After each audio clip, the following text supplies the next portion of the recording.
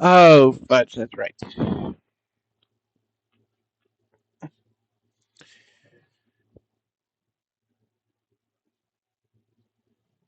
Wait, huh?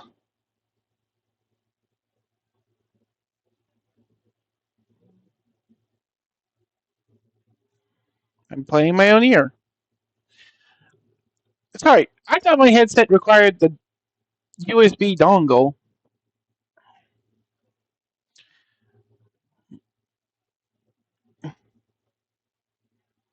I hold on. There. I thought my headset required the USB dongle to work. Instead, I can now, for some reason, use the Bluetooth version? Okay.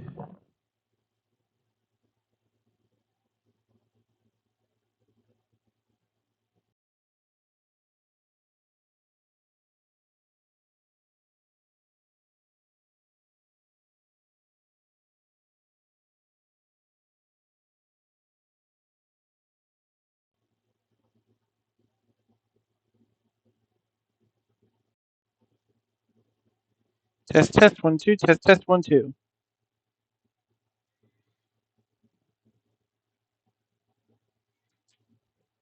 1, 2, 3, 1, 2, 3.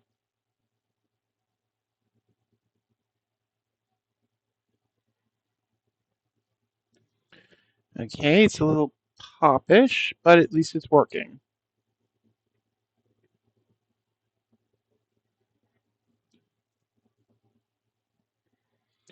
I might need to get the. Hold on, let me see if this works better.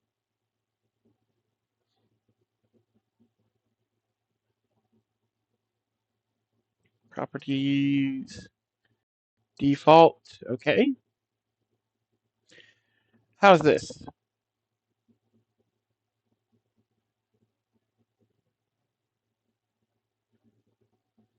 That sounds less poppy to me at the very least.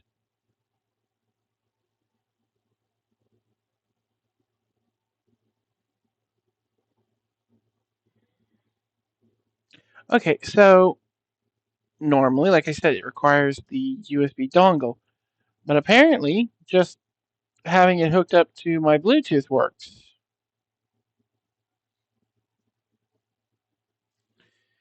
All right, give me a moment.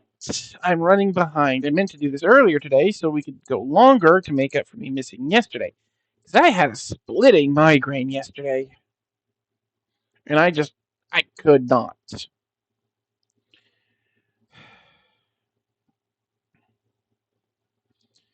Eh, Hero of Time. CH4. It should update the name. Yeah, there it goes.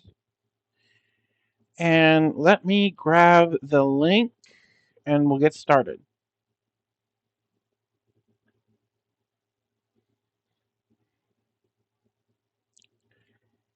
Find where I put the blasted thing. Ah.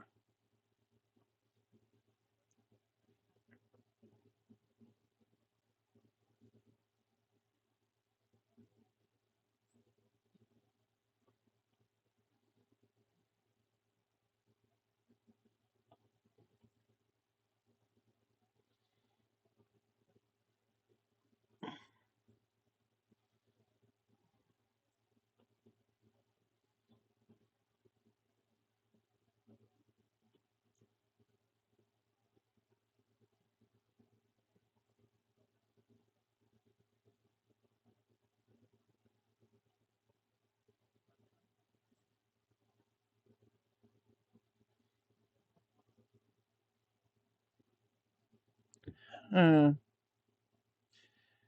I hold on. I need to check something.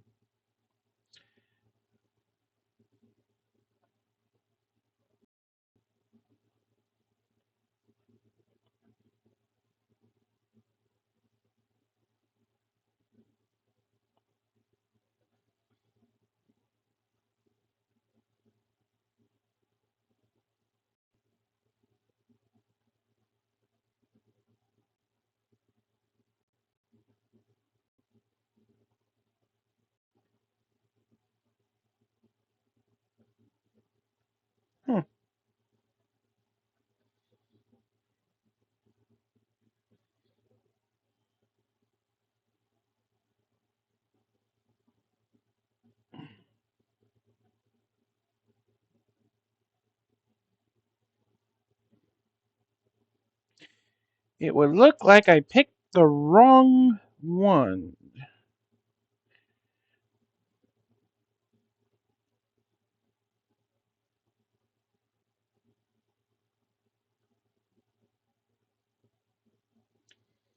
Yes, I definitely picked the wrong one.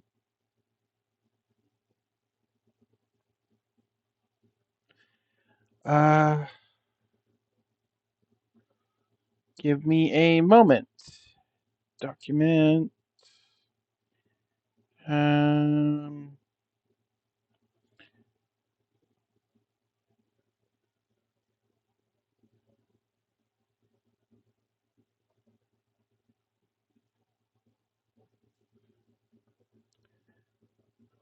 oh, there it goes.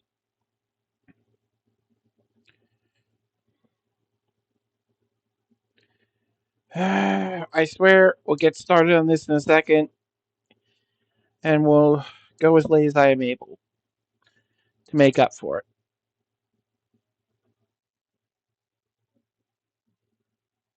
it. Darn it. Really hope that didn't carry over. If you just heard something odd, that's because I tried to close out one of those little pop-up notifications and it opened a random YouTube thing.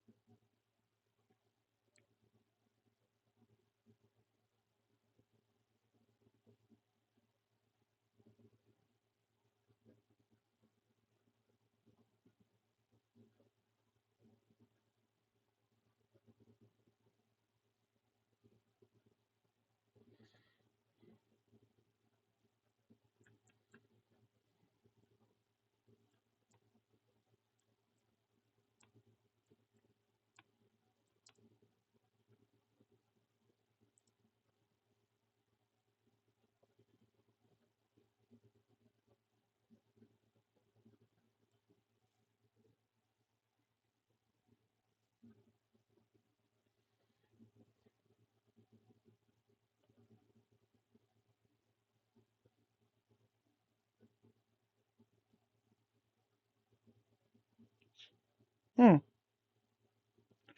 Is this finished?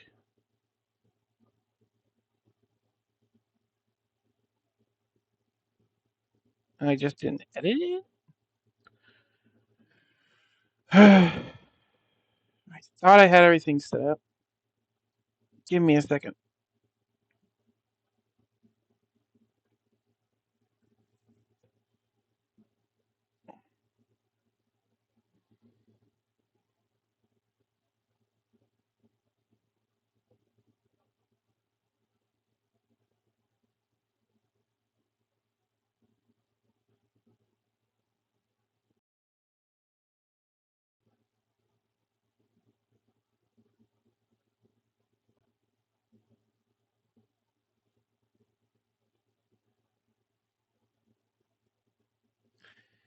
Back.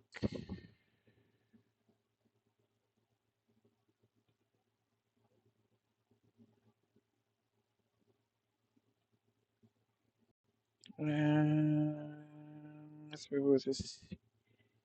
Heroes.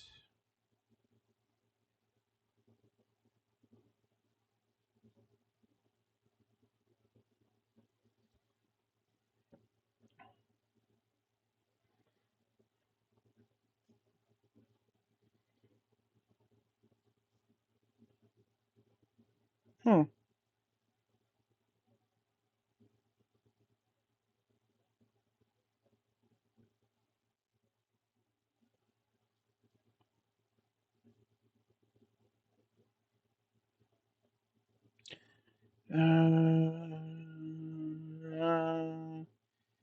Hero of Time. Three with his heroes. Yeah, Three with his heroes is the next one I should be working on. Do I have?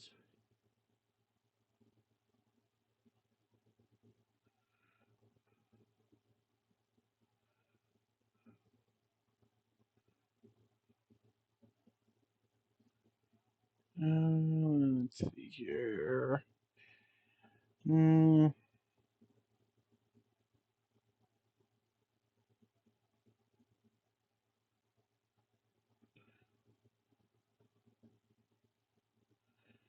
Um,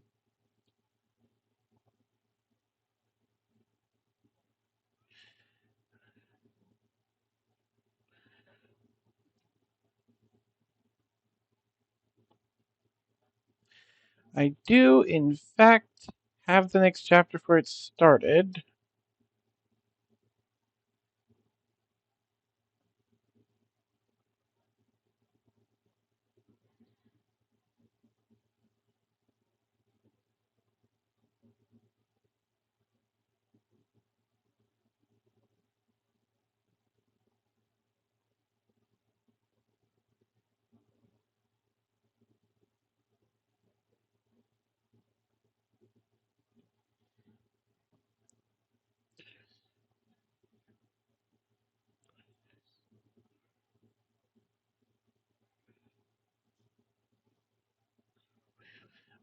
But Three Wars of Heroes had more chapters, so that's why I did the other two first.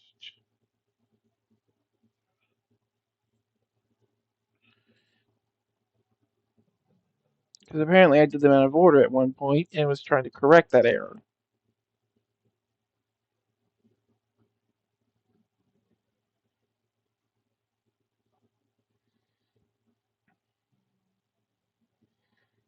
So the next one would be red, white, blue, and green.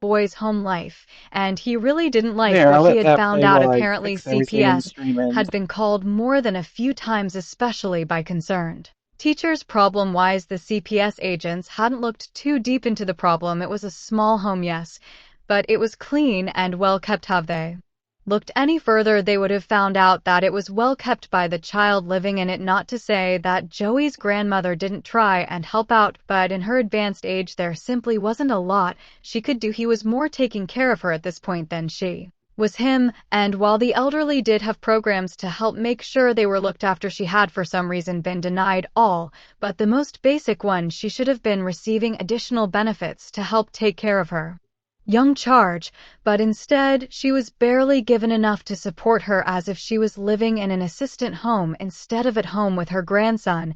And while Toshinori wasn't the best for this whole government thing, he had presented it to both Nizu and his own legal team before taking his findings to the young boy and wondering why he For hadn't those who applied are for just any of the joining us, programs that were in place to help people in this very there's been a situation, mix-up, only to be and further I baffled, turns out no, I was not looking at the baffled, wrong project to infuriated start when with he today. So we're discovered the just true reason listing why over what I've Joey gotten had written known for of a this one few right of the now. Once we programs, get not caught up to many, it, and I'm had even going tried to to apply to them, but had been work denied on for one finishing it up. reason or Either that being another. editing And when he had or tried to find writing out it, I don't why know or to yet. look into I it again, he had received little have to to no double check. help. Sukachi hadn't even needed to try too hard to find out why both he and his grandmother were quirkless, or at least Joey had been until recently. He had encouraged the boy to update his file, and while that would most definitely help him. Let me pause that for a second. So this is red, white, blue, and green, um, which is an MHA or My Hero Academia fanfic.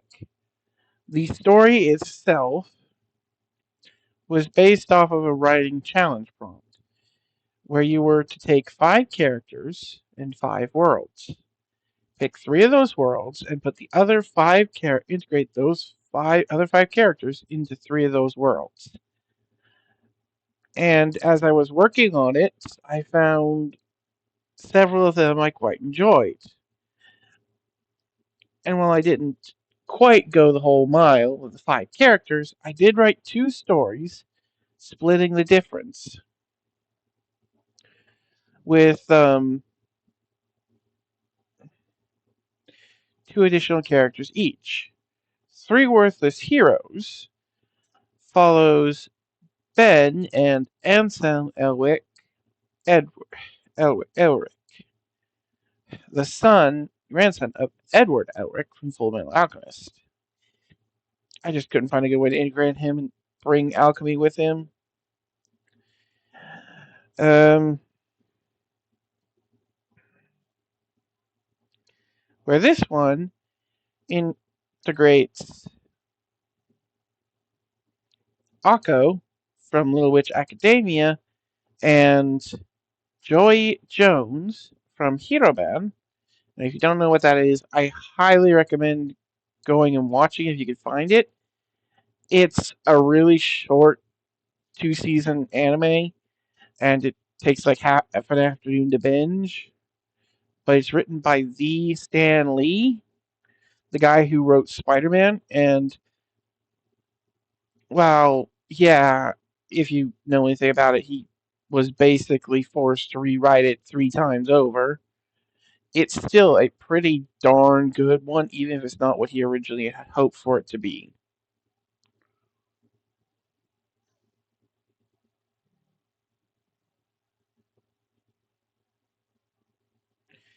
And of course, like many other things, Disney bought it up and, well, we're likely never to see it again.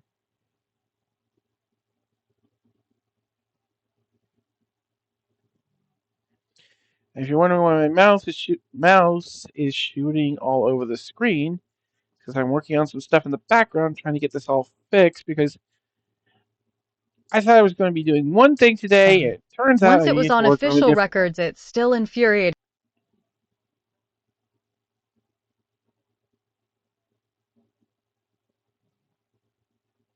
him that they had such a hard time getting even basic needs. He hadn't managed to get much from young Midoriya on similar matters, but the few times he had seen the boy without a shirt had him worried to the point that he'd had Tsukachi looking on them as well, though the boy seemed to sing his mother's praise as a child, should not have that many scars or be that adept at hiding them. If there wasn't some form of abuse involved, he was almost thankful when Tsukachi had confirmed that Midoriya came from a loving but single parental household, with his mother truly seeming to care for him. Tsukachi hadn't been able to locate his father, mostly because he hadn't worked that hard on it. Shortly after Midoriya's diagnosis as quirkless, he had filed for divorce. Next, though, thanks to Miss Midoriya's rather substantial knowledge of the Japanese legal system, she was able to arrange a quite hefty settlement, as well as child support from in the entire quiet, judging by the fact she still wore her wedding band, and Izuku's own statement that his father was working overseas at the moment gave him the impression that she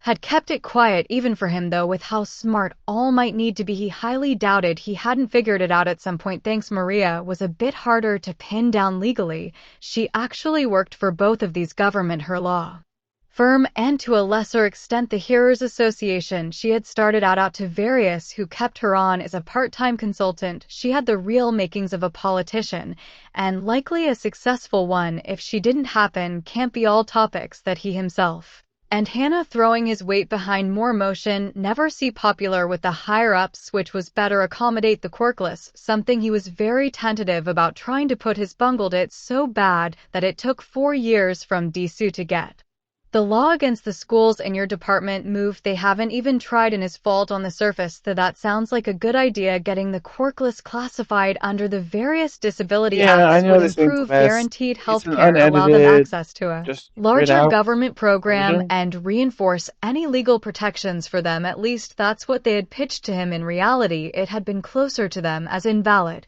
with none of the protections they had promised. One of the worst victims of this he only found out a few months after it happened, but a quirkless who, and had a bad day, had decided to drown his sorrows in a few miles of Sakai, and had gotten a little too loud on his way home. A police officer, seen this, had used the very act he had championed thinking it would provide further support and services for the quirkless to have the man labeled as mentally unstable and placed in a psych ward for nearly 2 months before it was discovered, and he personally marched into the building and had them set the man free he didn't have working for years to get that act revoked. What worried him most was how many other things had he missed someone had once told him. When you're at the top, it's tough to look down and see all the little details. He had to rely on Nizu or Tsukachi most of the time if he wanted correct information on things that most people would consider not worth his time, as they were pretty up reports for him. This had infuriated him early in his career,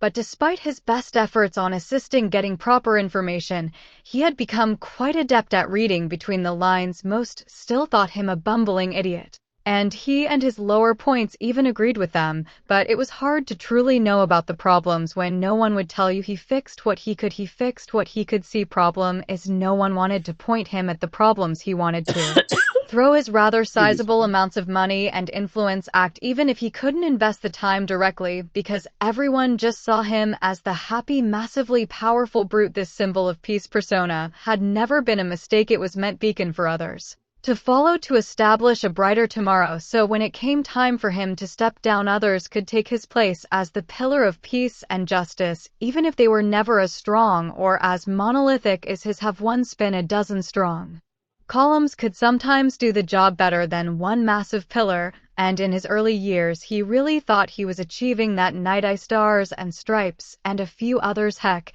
he didn't even mind leaving Japan so often because he knew Endeavor was here. He didn't hate the man, but he knew he had issues. He tried to be helpful, he tried to work with him, but regardless, the man did his job well, and he couldn't do anything about him so long as he did. Omate was shaken rather violently from his melancholic thoughts as he was hit in the face by a volleyball that young Kaguri had spiked, hoping to launch across the net. Instead, it had veered dramatically to the side and hit him in the side of the face. For a scrawny thing, the young girl packed a heck of a punch Toshinori far as he picked himself up and grabbing the ball to return to the 3 kids and White Giant thing. He had insisted they take the day off and enjoy today. They had all been working really hard over the past few days. Ends with less than a week before the entrance exam. He thought the kids deserved a well-earned break. Dagoba Municipal Beach hadn't looked this good in years. Midoriya had been close to cleaning it all the way up before the storm, but after all the debris washed up after the storm, he practically had to start over again. Not that he really beat it, he had done more than enough of the strength training the beach work was originally meant for, but the boy was surprisingly eager to finish the job and have been maintaining the pristine beach. And after they finished cleaning it back up, today's assignment was simple but fun. He had ran a massive net bisecting a section of beach and an file for the official permits to allow the kids or anyone who really wanted to join in to freely use their quirks, so long as it was under his supervision. While he had it officially on file for the entire beach before this, it was limited to his 3 pupils, and it was meant for minor quirk usage.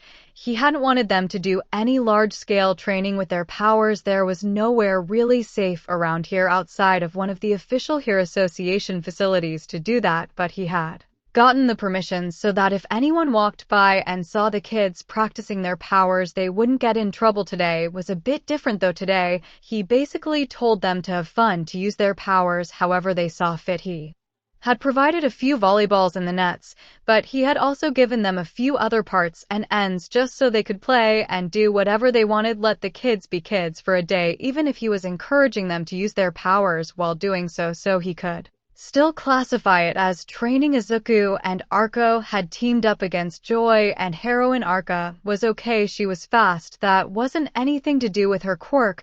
She was a blur of motion and hyperactive energy at the best of times. He had noted in her file to Nizu to see about getting her checked for ADHD, but he thought it was his place to mention it to her parents just yet. Wait until she was in UA proper and do it through the school proper channels and all that, but where she was a blur of energy and speed of the natural kind. Joey was far more athletic, allowing him to more than easily keep up with the energetic girl's seemingly endless energy. What were The creators of his build ability couldn't quite make up for Argo's rather clumsy attempts at reality warping. The two were more or less an even match, left Izuku to match off against the powerhouse that was Hero Man. He had to admit he could see some resemblance to his larger form, not overly so. If there had been any basis on it, it hadn't been on him directly, more on the depiction of overwhelming power.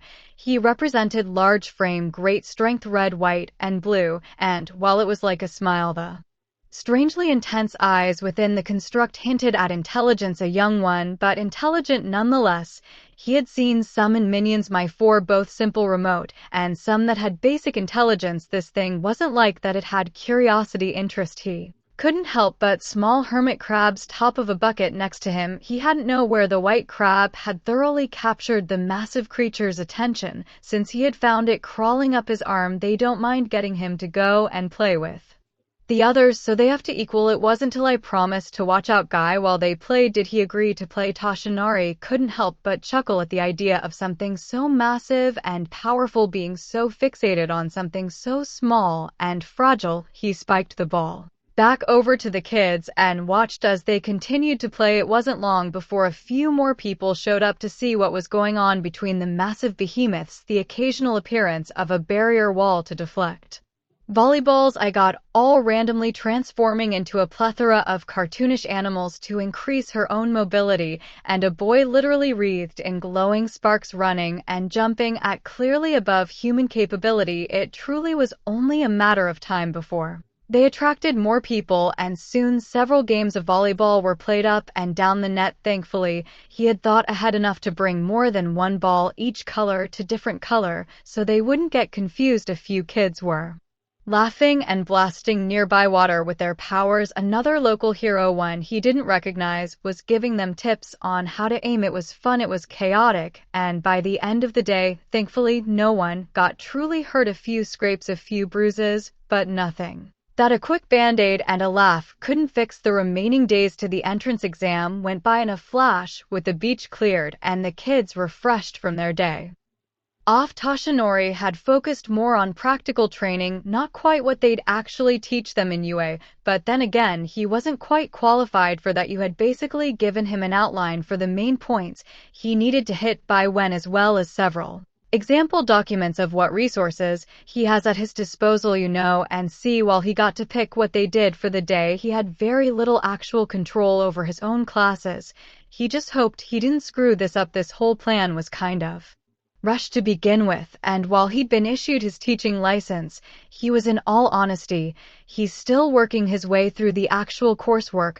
They had him take a test on a graded curve, and he passed barely even then, so he'd have to retest at the end of the year and get an actual passing grade, but that was a headache for another time. Toshinori thought as he looked down at the UA courtyard from above, waiting for his 3 pupils to arrive. Is it Goodwise? Nervous, to say the least. He, Joy, and Arko had been studying with each other to prep for their written courses after All Might's assignments every day for the past month, and he was pretty sure he could pass the written portion, and he wasn't too worried about Joey. Well, the boy clearly wasn't top of his class. He wasn't stupid by any means, he just wasn't book smart in the same way a lot of the top students in class were. When their laundry machine had broken down, he pulled the screwdriver out of his backpack and had fixed the thing in less than 20 minutes. He had rebuilt Hero Man out of nothing but spare knockoff parts. He was clearly smart. He was more worried about Akko. Well, it was no doubt in his mind she could handle the practical exam. I could have just had a really hard time focusing. She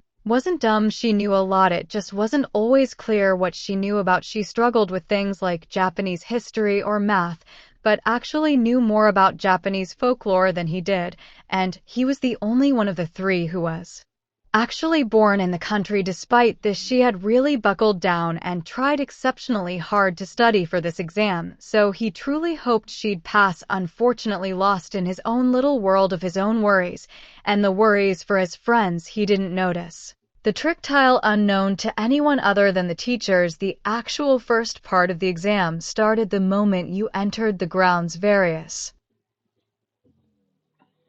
Cameras hidden around the testing area watching, tracking, seeing how the students handled stress, who was willing to stop and give a pep talk, who was willing to belittle others while being an asshole at this point, was very unlikely unless you were a truly horrible person to get you kicked out. It would be noted and weighed against you if it came time to decide one over the other. Small little inconveniences were part of it: broken pencil sharpeners, locker doors that close right or change the combination, or in this case a little trip tile identical to every other except for a small spring mechanism that on days like today would cause it to shift underfoot. Is it good? Stumbled forward only to find himself yanked high into the air when two different people had tried to help him at once. One was a brown-haired girl who had apparently removed his gravity to keep it from falling. The other was AKO, who had overreacted, but thankfully not too greatly, and it simply conjured a golden string that was currently wrapped around his waist, holding him in place like a balloon. It was meant just to pull him back,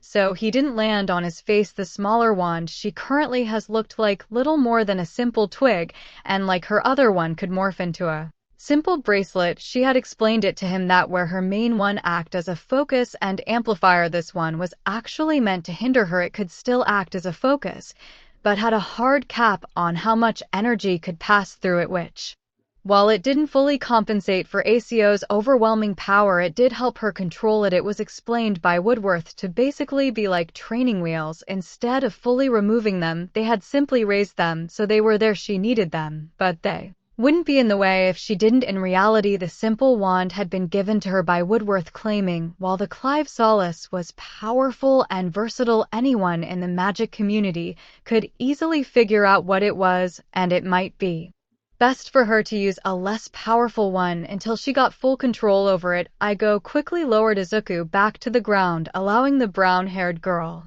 to remove her quirk off of him. After a short but frenzied introduction, the three headed into the school itself. While Yue didn't have the full background on the three, they did know from All Might that, at the very least, the three had been training with each other for the past several months. So it was SP to separate them as soon as the testing began, with all three being put into different test groups. Even though and Lena were putting different test groups from Joey. Meanwhile, Elsa, where on the UA campus Professor Denton was desperately scrambling around Dr. Minami lab as he readied various prototypes. The 10-pointers were a new addition to this year's practical exam, created by Denton himself. Primarily, they were meant to act as commanders, while the bots were strong enough to be problematic to most of the kids taking the test. Their AI was well limited, to say the least, and it was kind of meant that way. They were meant to be slow and dumb so the students didn't get overwhelmed, but Denton had created a sort of raid camp / mini-boss effect. Small sections of the city had been highlighted as hazard zones, and while the bots within this territory wouldn't give you additional points, the bots would work together under the intelligence of a commander. The commander had a very short transmission range, so it couldn't take control of bots outside its territory, and it was programmed to try and stay and defend its territory. While the commanders were big and came in 4 variant types: the shielder, the brawler, the caster, and the sharpshooter. All 4 were built on large tank tread platforms about the size of your average bulldozer. In fact, the shielder and the caster each had a bulldozer POW in front of them. All 4 units had a roughly triangular body, head-shaped body with 2 sensor suites on each side resembling eyes, but that was where the resemblance ended. The shielder had 2 long, large bladed arms, and while they could be used to stab at its opponents, they were meant to be brought down and chip away at their environment like a pickaxe. The wide shovel head with the wide flat arms easily able to scoop up material, allowing it to construct barricades and further fortify its territory. However, though these tools were more meant for clearing rubble or moving rock, the large, wide, flat limbs could easily block incoming attacks and be used as shields. That's the name. The second was the brawler, where the shielder had long, spindly, flat arms. The brawler had a massive pair of blocky fists designed to pummel its opponents into submission. The sharpshooter didn't have any arms and instead had 2 twin autocannons. They had fired rubber bullets, similar to the lighter, smaller villain bots throughout the course while having a roof-mounted cannon. Thankfully, the cannon only fired what was essentially giant paintballs to simulate explosions, but they still make one heck of a mess and would hit hard enough to knock someone out if they took it head-on finally. With the caster looked a lot like the Brawler at first glance. However, it had smaller fists, each ending in a metal spear launcher. Well, it was programmed not to launch these spears directly at the students. It could still fire near them, however it wasn't meant to try and hit the students with the spears. No, the large antenna dish-looking aperture on its roof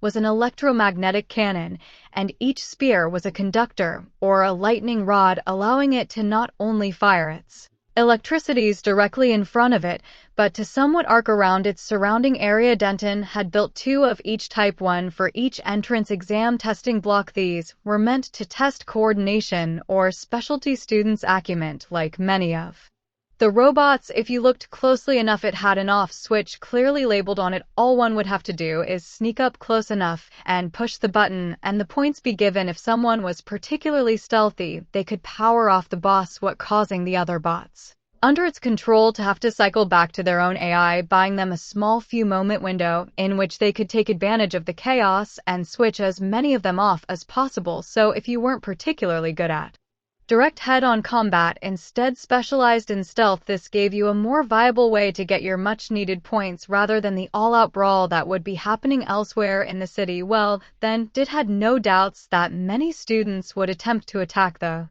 mini-boss-controlled zones and would likely net themselves quite a few points from doing so. He highly doubted they'd be able to wipe them all out and take on his mini-boss alone. Either they would have to work together or they would have to be creative. 1010 smirked. The small little bit of code he had been able to sneak in, the SOS signal, was not allowed to be triggered right away. However, if the minibus units was not in combat for more than a minute and some of its henchmen had been destroyed, but couldn't directly take control of units outside of its directed range, it could send out an SOS signal requesting surviving units nearby area to come into its range so it could take control of them, meaning that wearing down the bots through attrition would be a lot harder than what most would bargain for. Dr. Minami sighed, watching his teaching aide scramble around the lab while Power Loader was still the main support department teacher. Dr. Minami had been his colleague for many years. The support course was rarely large enough that they needed both teachers,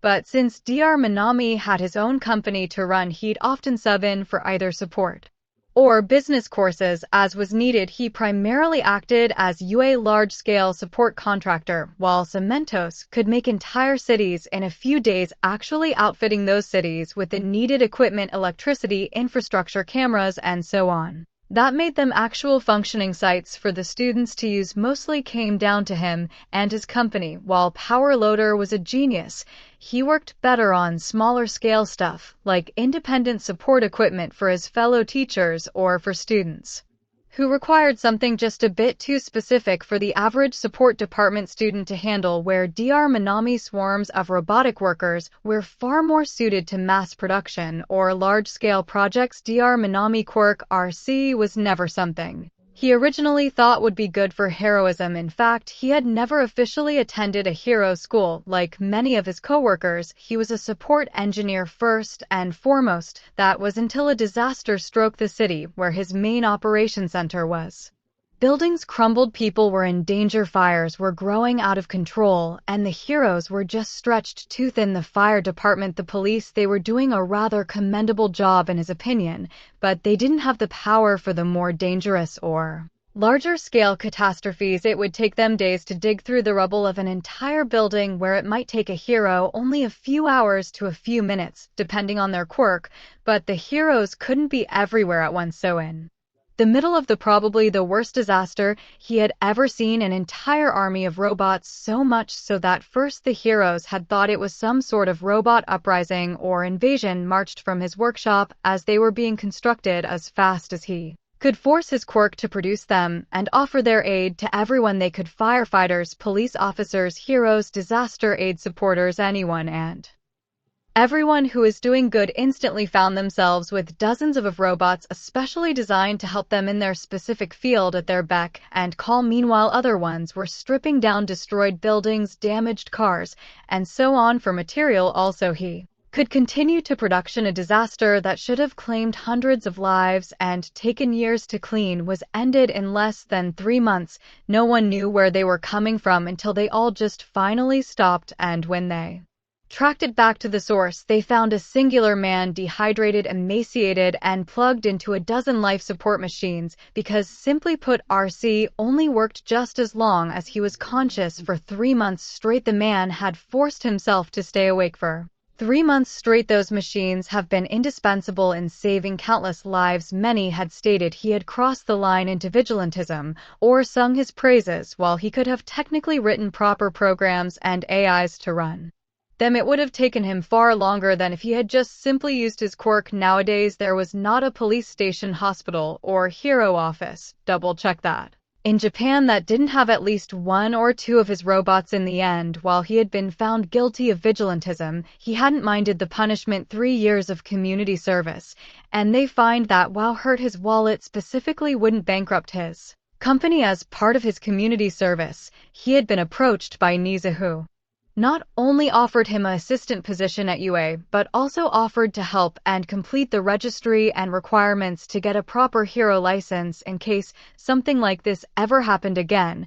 But he had to admit he was beginning to agree with the rat about getting a 3rd member of his department. The sheer number of applicants this year alone had been more than the past 2 years put together, and while he still was on the fence about this Denton fellow, not for the same reasons a lot of his fellow academics in the field, where he didn't care too particularly much about Denton's quirkless status. The man's records more than spoke for his skill. No, what had him more than a little concerned was the man's ethics. He wasn't a bad person, at least as far as he could tell, but he seemed more and more focused on his own priorities, his own research avenues, his own fixations, especially aliens, though he could somewhat overlook that the man applied himself, especially when it interested him. He was brilliant, seeing variables and solutions that would have taken him far longer to figure out than he'd care to admit. No, it was his fixation. All his students, moreover a small group of his former students, he talk is that they were colleagues or even friends rather than what Dr. Minami would consider appropriate free student-teacher relationship.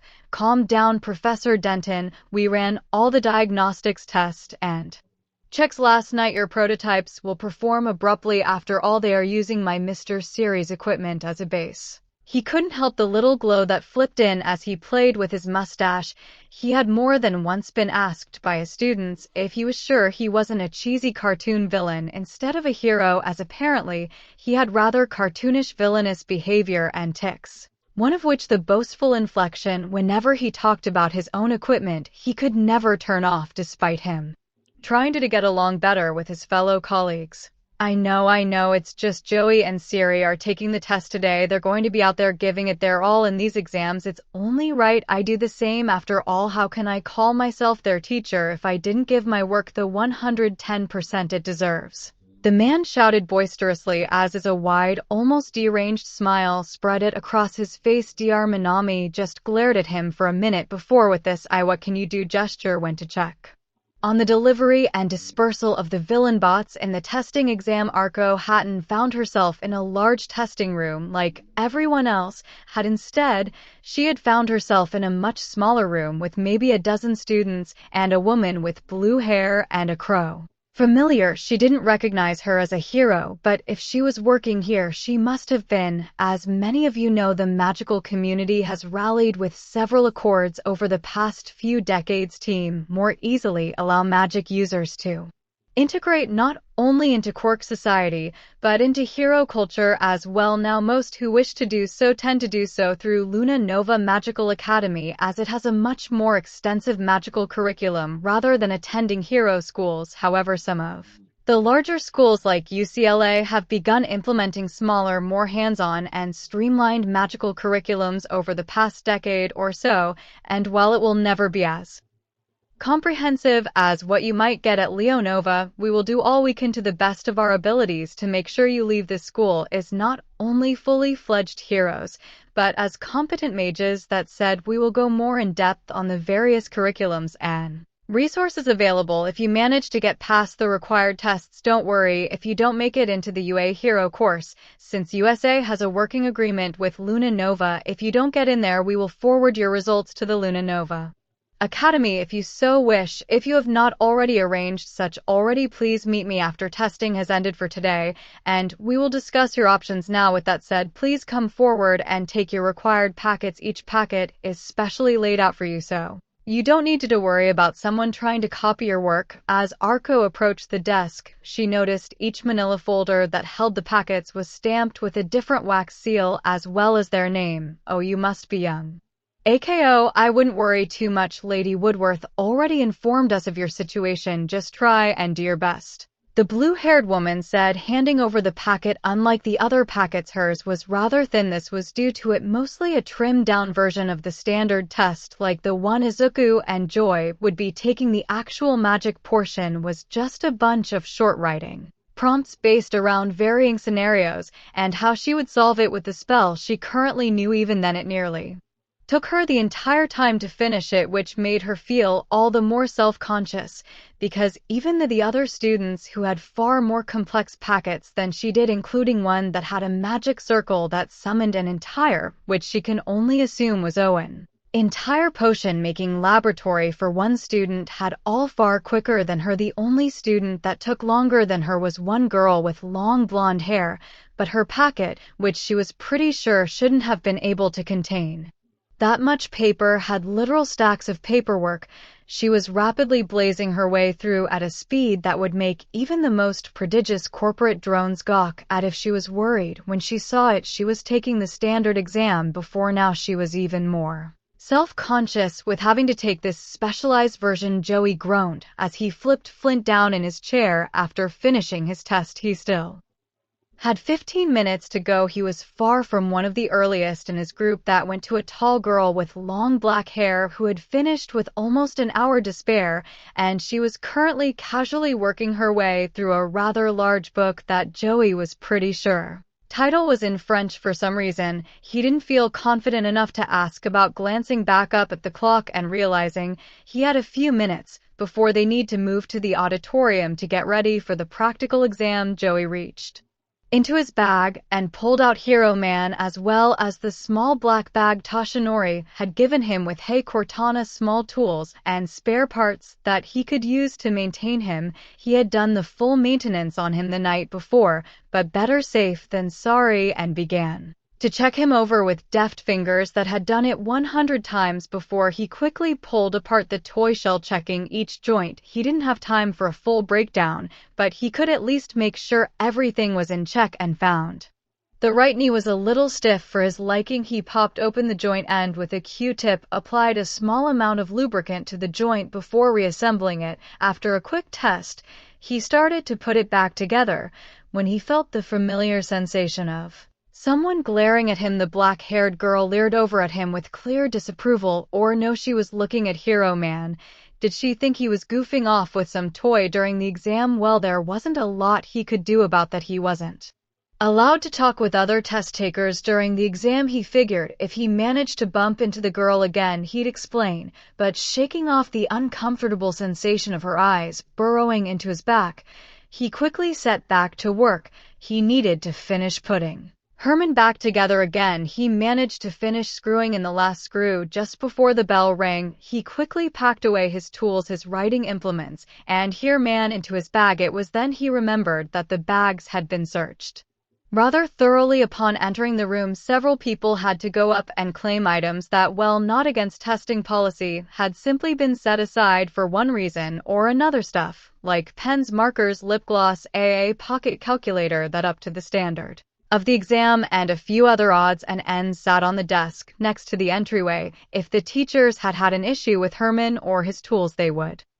have made him leave them there, so he really did wonder why the girl was so upset, but she had already left while he was packing up his tools, so shrugging it off, he headed to the auditorium. Meanwhile, Izuku had been spending the past half hour working on updating his hero notes for AKO and Joey. He had some notes on his own abilities in this one too. Problem was this one's a lot harder to update, as he had to write it in code. When Arko had found out about his quirk analysis hobby, she had begged him to help her brainstorm, possibly use this for her own ability. She had started carrying her own notebook that, while mostly filled out by Zuko, carried various ideas and experiments she either hadn't tried yet, had partially succeeded, or had outright failed. But still they were working on it, and had seen noticeable improvement. When All Might found out about this, he was surprisingly eager to see what else Zuko had to offer, as he knew the boy was smart, but it wasn't till then it clicked just how smart. Upon reading the various analysis he had done over the years, All Might came to two very important discoveries. One, he had no idea how to further help his student in his bath,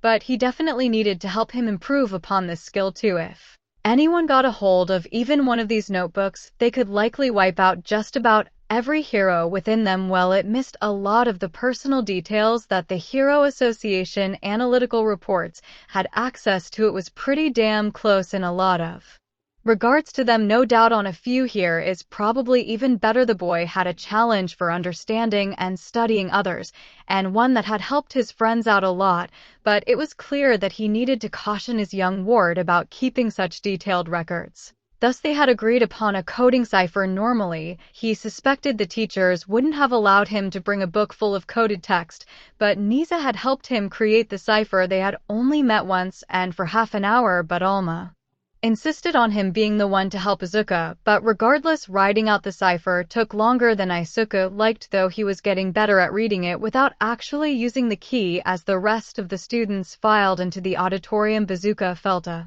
cold sweat run down his back as a pair of fiery eyes glared at him. Isuku hadn't been able to hide one for all from Bakugo forever. Thankfully, he hadn't been the one to expose it. It had actually been one of his who had practically blurted out to the entire class that he had finally received a quirk by congratulating him about it. A lot of the students were eager, to say the least, to see what his ability was. Bakugo being one of the more forceful, he was just thankful the teacher had been informed about the late bloomer excuse, so he at least had a viable explanation as to what had happened, adding the part about it being so destructive that physically hurt himself while using it. But harmless lights show, once he had enough control to manipulate it without breaking his bones, had put most of that to rest. Though while Bakugo hadn't been as violent with him as he had previously, but instead have been trying to ignore his existence as much as possible. He had heard a rumor that one of the teachers had pulled him aside and told him he couldn't be as rough with Izuku now he had a quirk, and that if UA found out they'd likely blacklist him. Though Izuku didn't know how much stock he put into it. Don't get him wrong, he didn't believe for a second that at least one of the teachers hadn't pulled Bakugo's hide and gave him the "now these are not quirkless, you have to behave" talk, but because he's rarely known Bakugo to sulk, and this prolonged silence felt very sulky to him. Still, he didn't want to risk drawing Bakugo's ire, so instead of looking back, he just continued to flip through his notebook, reviewing everything he knew on One for All for the upcoming practical exam. He didn't have to wait long as the last of the candidates filed in the auditorium. The doors were sealed and the lights were dimmed as President Mike stepped out onto the podium. Hey, what's up, you UA candidates? Thank you for tuning in. Now let's hurry up and get into the gist of this, as we're trying something a bit new this year. When you don't want to run over, we already will be offering extra time for the practical exams, so let's make this nice and quick now. Like the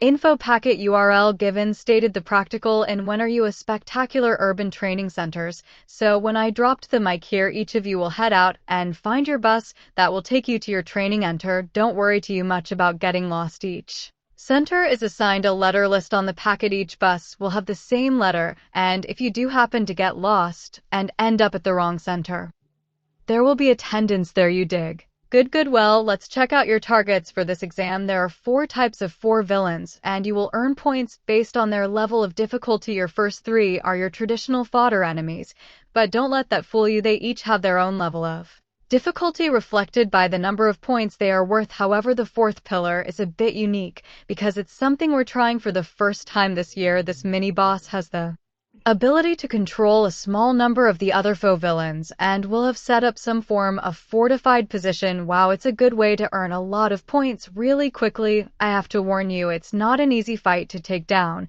and then you have the boss spot itself, worth a Whopping 10 points, but keep in mind that while it's worth a lot of points, the number of points reflects how powerful the bar itself is. I cannot stress this enough. This is very likely a threat you will not be able to take out alone, and in such cases that you do actually manage to bring it down with the aid of others, the total points will be split between you. As Mike said that the screen behind him that up to this point had been running a visual commentary on what he was saying showed a video game-esque version of him, and like each facing off against the boss villain, and each getting 5 points from working together to defeat it. However, don't forget the boss isn't the only thing at these locations. Even if you don't join the fight against the boss for its points, helping someone who is trying to get to the boss might be able to earn you a tidy sum of points, as it will have a large number of defenders now. With that wrapped up, but before Present Mike could finish, a stern-looking blue-haired boy shot up from his seat, raising his hand. "Excuse me, sir, but the packet lifts a 5th villain. If this is a misprint on official testing material, this is rather shameful for such a prestigious academy. Additionally, you with the unkempt hair, can you cease your muttering? It's very distracting," the boy said, glaring at Zuko. "Hey, cut him some slack. That's how he thinks. It's not like he's trying to bother anyone." A familiar voice shouted from across the room. Izuku instantly recognized it as Arco's and couldn't help but smile as friends sticking up for him. Hey, everyone, let's just cool our jets." As for the 5th villain mentioned on the packet, it's worth a whopping 0 points, and it's more meant to be an obstacle, so while you could find it, it's probably just best to ignore it and try and avoid it. Crescent Mike said, not so subtly, checking his watch. Cortana, the blue-haired boy, nodded and sat back down with a very well. Then it wasn't quite a mad dash to get out of the auditorium with the teachers weren't exaggerating on them being on a time crunch. Joey would later learn through Denton that the principal had decided earlier that morning that they would extend the practical exam. Where the original practical exam had been 45 minutes, the current exam will be a full hour and a half. It wasn't long before each student found themselves in front of the large iron gates that led into the testing grounds. The testing grounds were there a whole city, or at the very least a decent mock-up of a city, though in reality they were mostly empty husks, with only a few buildings having actually running power and fewer still water. Most were just cement blocks with holes on the upper floor that looked like windows. The few that had actual stopped fronts or windows were stocked with cheap bulk stock purchased from prop outfitters, the same way movie sets were not that most of the students would have the time to realize as much as they would be hurrying around the city to try and locate as many faux villains as possible. Joey sighed as he found himself paired up with the glaring girl, and he wondered if he should go ahead and activate Hero Man. He hadn't been allowed to bring his tools or backpack. The exam was very strict in what would be classified as a sport item, and while Joey technically had a slot open, as they only counted the controller and Hero Man's toy form as a support item, and they were only allowed to bring 3, and he had tried asking his boss at the diner to let him borrow the delivery bicycle, and while he hadn't been mean about it, he had shot that down real quick, stating that if Joey got in, he'd likely not be picking up shifts anymore, and they were going to need the bike for his replacements. Shomi wasn't entirely sure if he was joking when he said that it would take 2 or 3 people to make up for what he did around the place, but it was still heartwarming to know his boss had such a high opinion of him. Joey took a deep breath, trying to center himself, but he couldn't help feeling excited at what was about to come. Continuing to look around, he saw others examinees with a wide variety of quirks and equipment. Most had changed into some form of aesthetic gear, or in the case of 1 or 2, some type of leotard or bodysuit. Joey, however, had his typical jacket, hoodie, and jeans. Probably not the best thing for strenuous activities. It was the best he had, and he was used to running around in it. He just felt right for his best foot forward, though that wasn't quite true. He really need to look into getting new shoes. The modifications he had to make them wearable because of the extra pinky joint in his foot was causing his favorite yellow sneakers to start to come apart. He had considered getting the proper shoes to have the actual supports in space, but only one company really provide anything like that in Japan, and not only they only make it a singular color, they were ridiculously expensive. The big bulky red shoes weren't all that flattering to begin with, though he had to admit When Izuku had let him try his on, since they were about the same size, were a lot more comfortable than his homemade modifications, maybe he talked to Denton later and see if they couldn't find somewhere he could order them from out of Japan, while the stipend he was getting from the government wasn't extravagant to say the least. He did have most of his Heroman fund left over, so maybe splurging a little. But it's worth it. Joey was pulled from his musing when a sultry female voice shouted, "Go, Joey." Noticed no one else was running, and that had him hesitating for half a second before he darted forward, which put him at the front of the pack. As the female voice scolded them for wasting precious time, Arko had found herself in one of the least occupied testing sites that was mostly made up of the other students who had taken the magical written exam along with her. She glanced down at the 2 wristbands that adorned her right arm. She had annoyingly had to register both separately, meaning it eaten up 2 of her 3 support item slots. While the Clive Solis was the more effective weapon as it could both transform and be used as a wand, it was also far more powerful and thus far more hard to control. Her training wand was far less inefficient, a lot weaker, but she could actually control her spells. There was nothing really stopping her from swapping between them. In fact, you could probably use both, unless you had to actually switch to one of the Clive Solis's weapon forms. But since the exam was about fighting robots, it probably would be best to, "Hey, you okay?" a girl with a skull lantern cautiously asked, tapping Arko on the shoulder.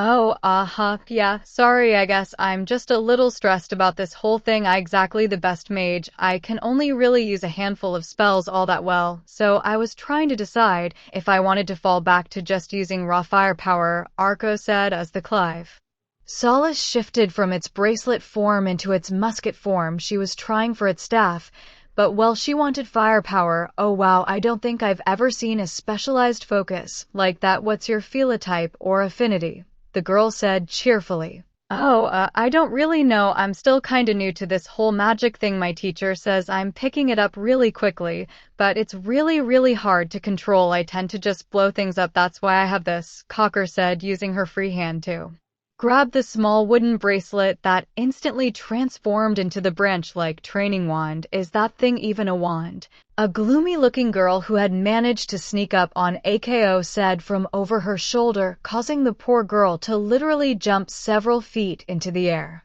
"I don't do that. They cannot be good for my heart." Yes, it's supposed to be like that. It's a special type of training wand. It's actually meant to make it harder to cast spells, but since I have a hard time controlling my output, it acts as a regulator, making it easier for me to actually control my spells. More magic, less boom, or more boom, less magic. That's what I was debating," Arkham was said with a timid laugh before the blue-haired lady from earlier shouted, "Go." Arko didn't question it like many of the other students and full-on darted into the exam. She was worried about how well she did on the paper test, so she desperately needed to do well in the practical exam to make sure she got in. The 2 girls who had been talking to her just a moment before looked at each other before deciding to follow after her, followed by the rest of the students who figured out something was going on before the teacher had a chance to scold them for wasting time. Izuku's own wait hadn't been nearly that eventful. He had tried to say hi to the girl he had bumped into earlier that day when the blue-haired boy had come to scold again. He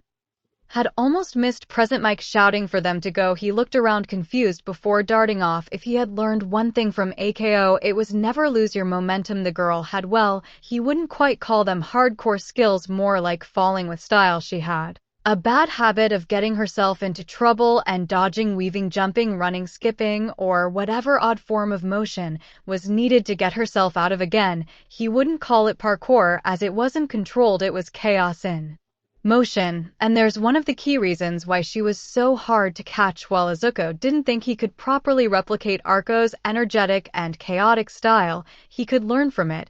As he weaved under a 3-pointer, he hooked his elbow underneath its chassis and tossed it up in the air to block an incoming pod of missiles. The missiles weren't too particularly deadly, but they packed enough of a punch to knock the wind out of you, and to be disoriented. They were little more than concussive flashbangs, but they were still annoying. He used the destroyed bath as cover to get in close with the arm of a one-pointer as a makeshift weapon and quickly severed the two three-pointers' heads 10 points, and the first student was still struggling to catch up with him. While he wasn't quite as fast as a speedster boy at only 5%, it still gave him superhuman speed. As the green lightning flowed off of his body, Izuku couldn't help but smile, not just to mimic his idol, because it was times like this when he could actually let loose with one. For all, he felt the most alive he had ever felt in his entire life. The energy, the power coursing through his systems, the hum of the electricity as strength arched off him, the sheer speed he had with nothing more than a simple jump. It was just fun. Add in some proper character introduction.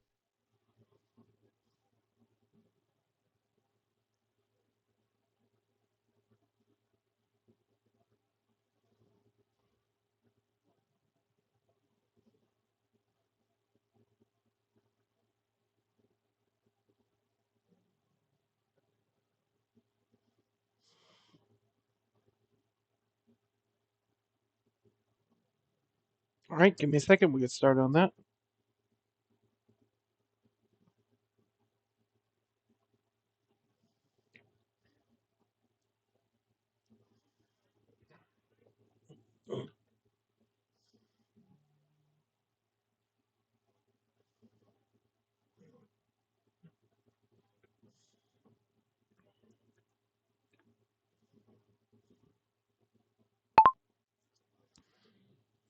As Izuku had never had the opportunity to simply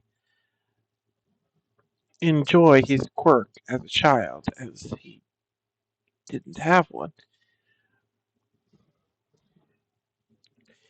he relished the moments when he was allowed to let out and finally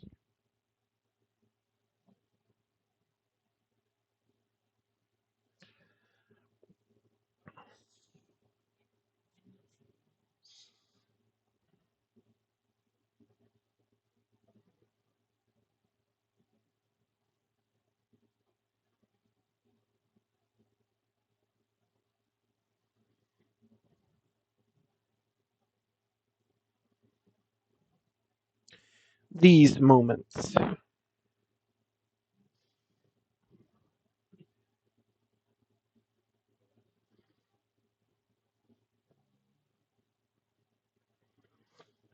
The support items, if they can even be called that,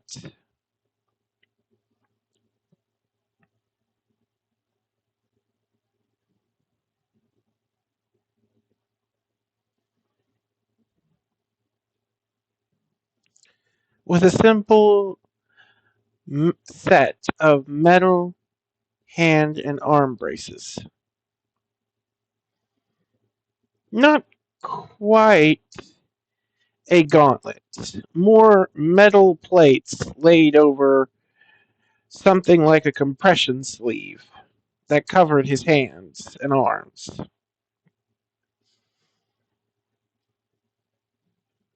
Denton had taken some measurements and had a few ideas, but since the exam date was so close,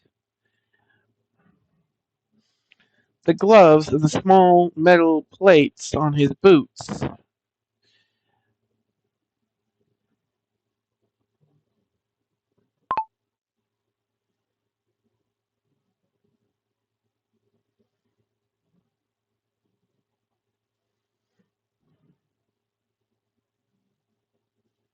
Add in some proper character.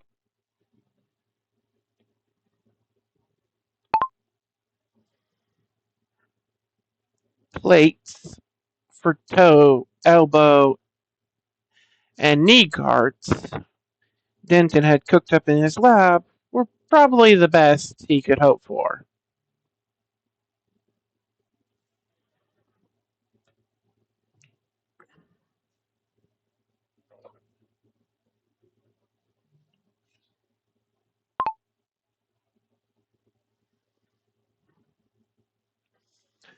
I don't appreciate bot ads.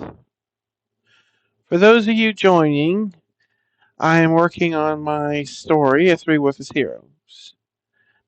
It is a, excuse me, sorry. It is a My Hero Academia fanfic mixing My Hero Academia, Little Witch Academia, and Hero Man.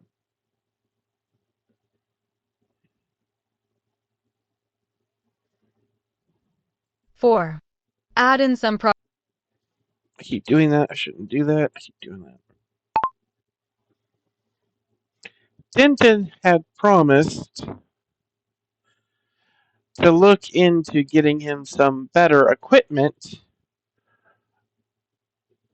when they made his proper hero costume.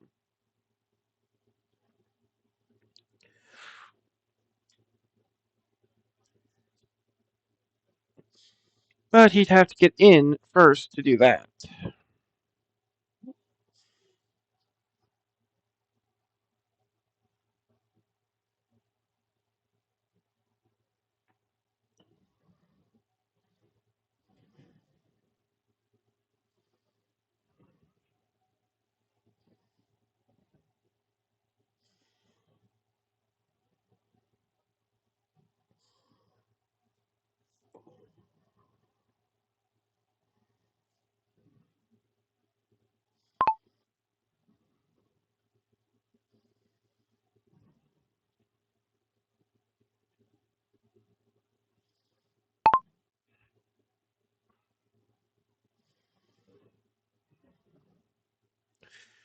Izuku seemed to just appear in a batch of 3-pointers that had set themselves up on a three-way intersection.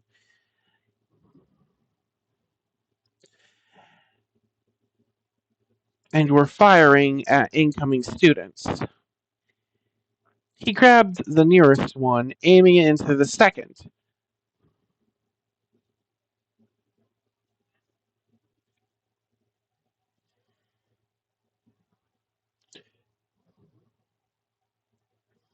While it hadn't done a lot of damage, it was enough to eliminate the first one. The third turned around and was about to fire on him when he simply threw the first one at it. He was confused. The bots didn't work together unless. He jumped just in the nick of time as another volley from a 3-pointer, along with 4 1-pointers, charged out of the parking garage in front of the three-way intersection.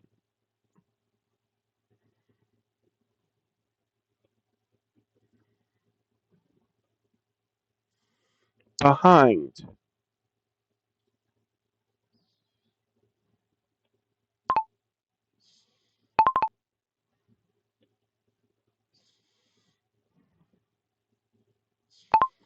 While there wasn't an entrance on this side of the street, the almost completely open concrete building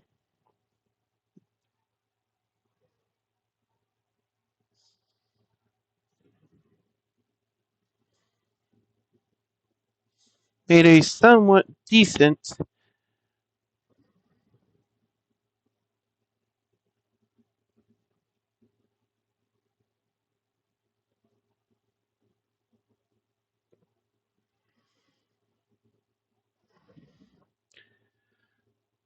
cover and firing platform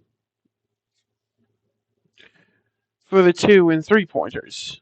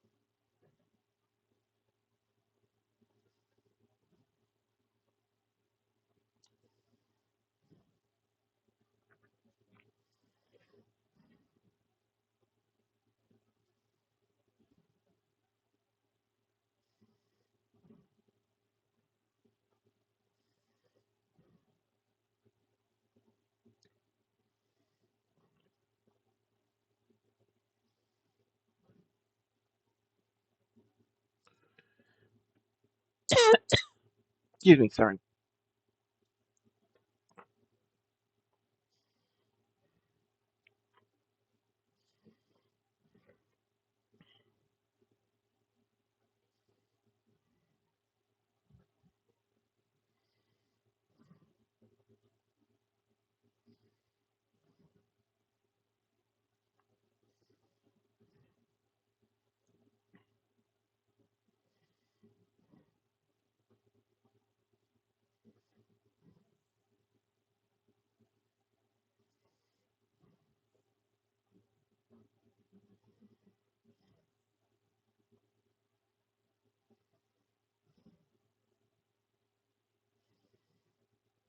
I'm trying to look up images of the villain bots, but they're not wanting to load.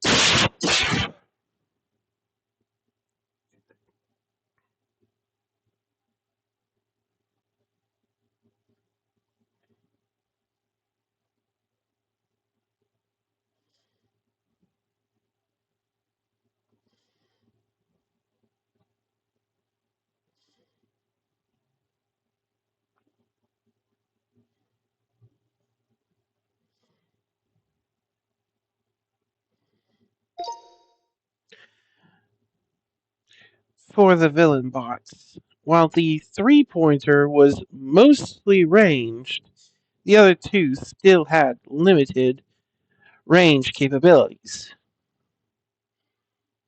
And the parking structure took full advantage of that.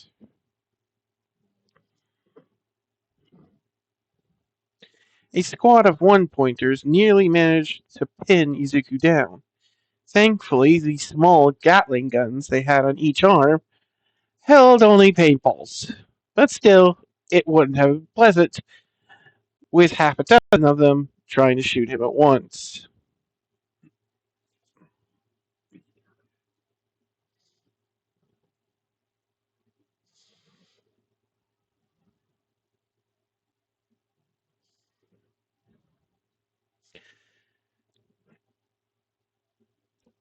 Izuku managed to grab onto a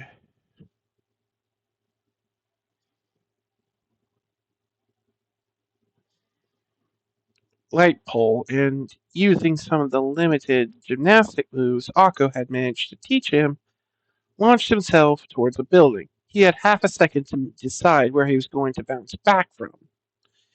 He could aim for the roof. While that seemed like the most ideal target,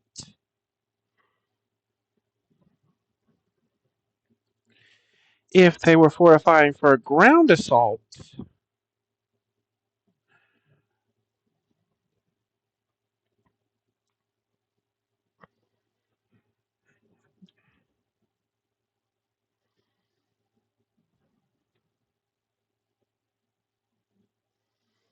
but if the bot was smart enough to set up its fortified position inside a parking structure, it probably had a decent anti-air set up on the roof as well. Even if it could run traditional bots, a squad of 3-pointers would be a lot harder to dodge mid-air than they would be on the ground.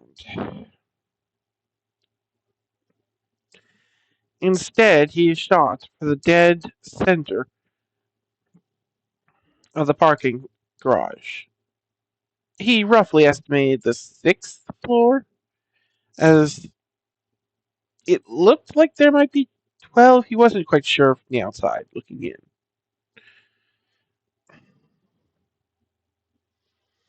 He smashed through two one-pointers, stealing their arms and using them as shields, buying him just a few seconds to look around and examine his surroundings and, to his shock, spot the boss.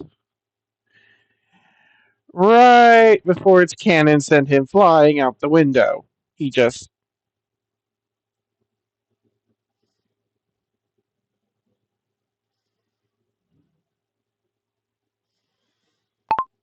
the way he'd come in. The two shields he had acquired had absorbed most of the impact, but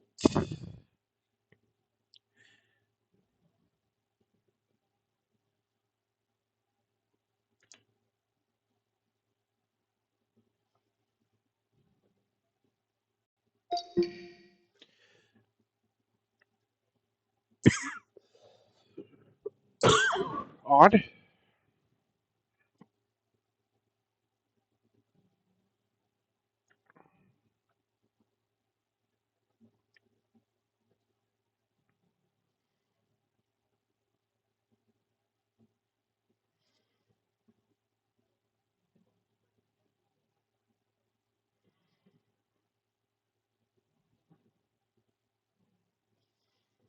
He was less than 100 pounds soaking wet.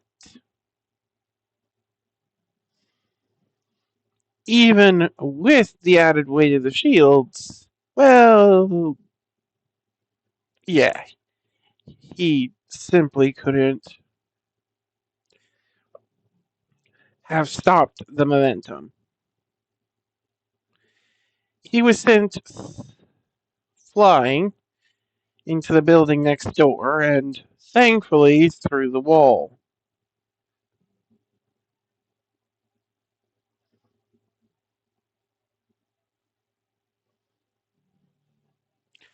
The shields didn't protect him that time, and honestly, it hurt quite a lot.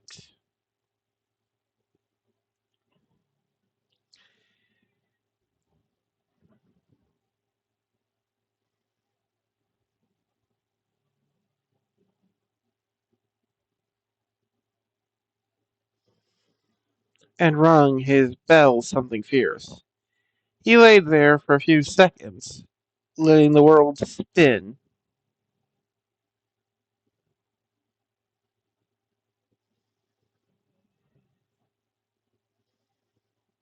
before getting up and looking right into the optical sensor of the long-range boss bot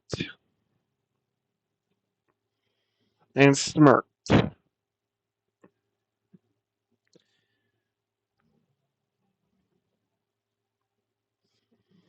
One for all stung through his veins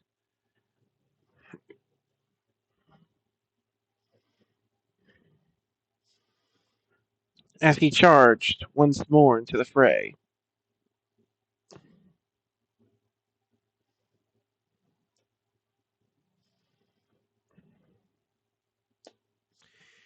Joey and Hero Man had split up.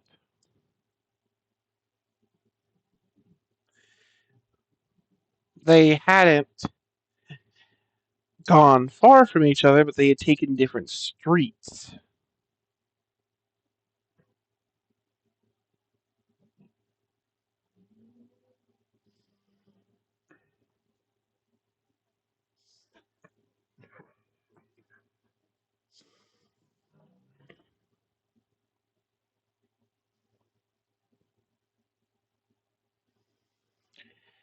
Between Izuku and Denton's analyzation, Joey had learned two very interesting facts.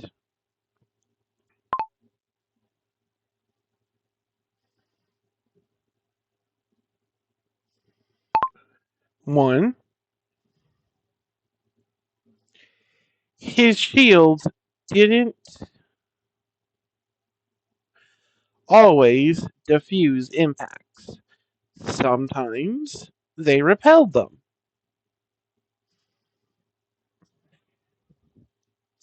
And they always release a small electrical charge when hit.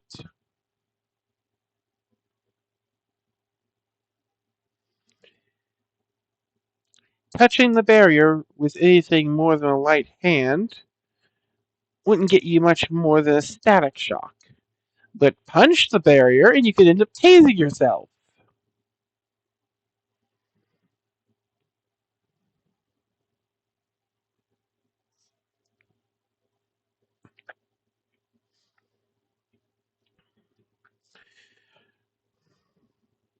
So if he simply encased the white controller on his arm in a small barrier bubble and swung with everything he had, not only would the impact of his own punch be doubled,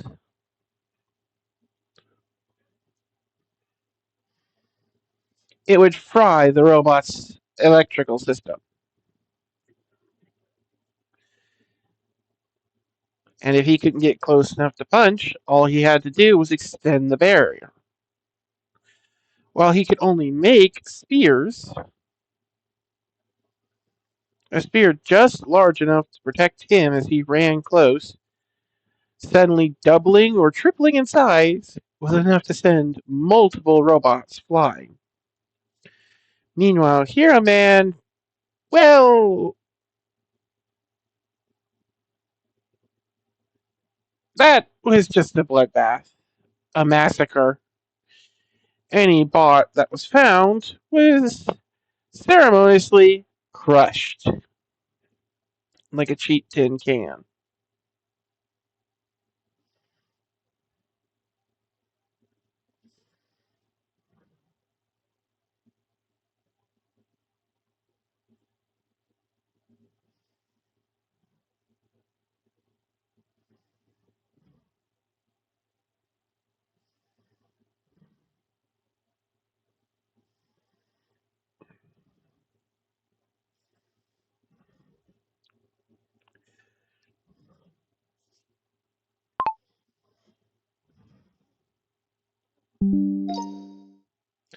It wasn't until Hero Man ran into a boss, the Brawler boss, did he actually face a challenge.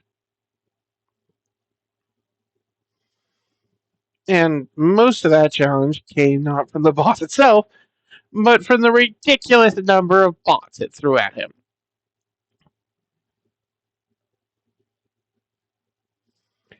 By the time a panting Joyce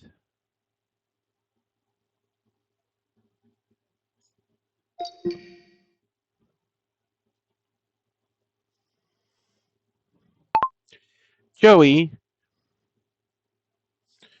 reached the end of his own street and doubled back looking for his partner,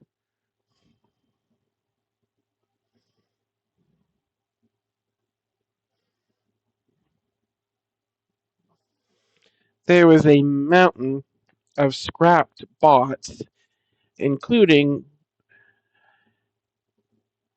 the crumpled remains of the boss bot, piled around a sparking Hero Man. They hadn't damaged him, but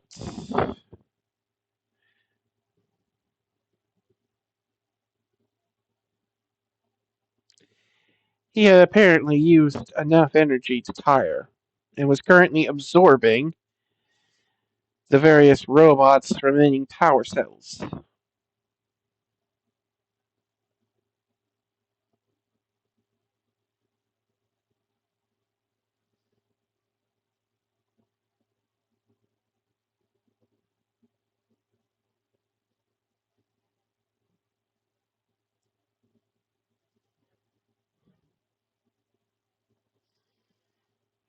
They would definitely have to slow down for a bit.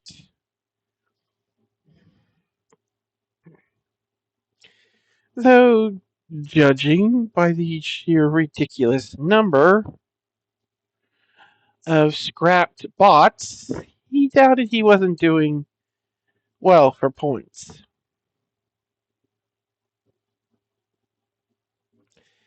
And the less said about Akko's test zone, the better. A quarter of the bots that ran into her were transformed into some variety of tortoise, pigeon, or squirrel.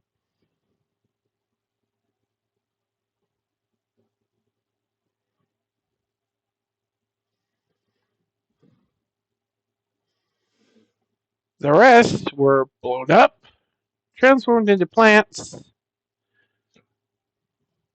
or in the case of her current spell, which she was trying to shut off, melted down into an army of suits of armor.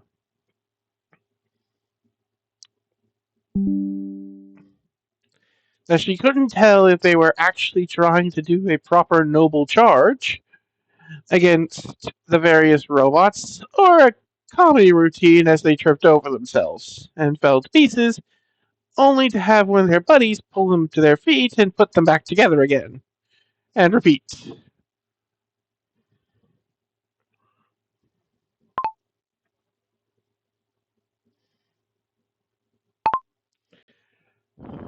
Okay, hammer makes golems. Good to know.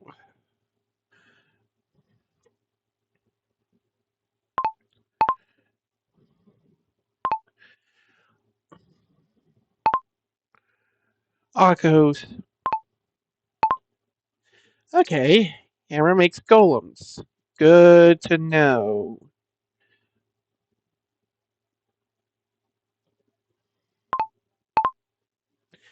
Akko said, hefting.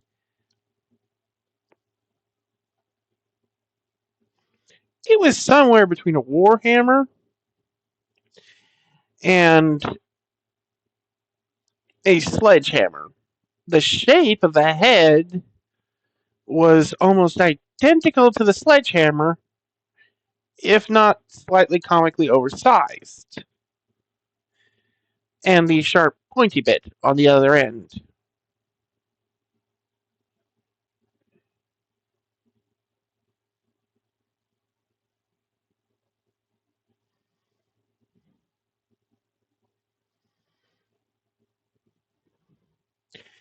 She simply glared at the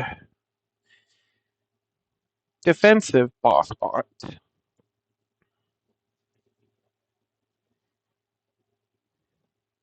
and its makeshift rubble fortress before banging her hammer into a pile of rubble it had tried to use as a barricade and watched as several more traditional golems rose from the pile.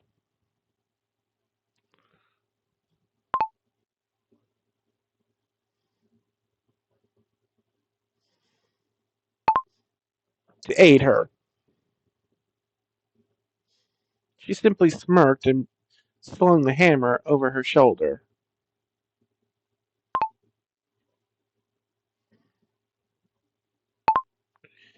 Well,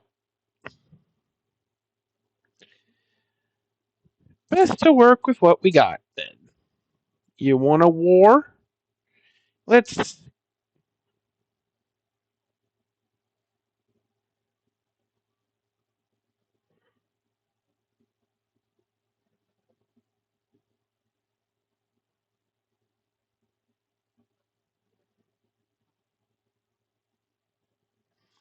have a war then.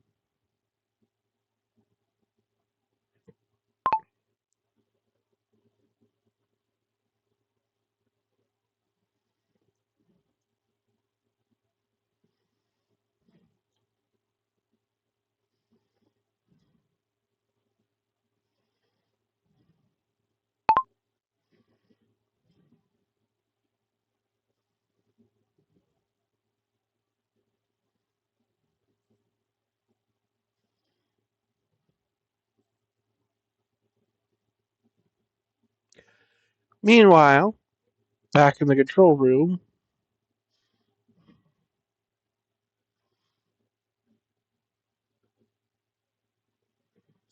it was bedlam.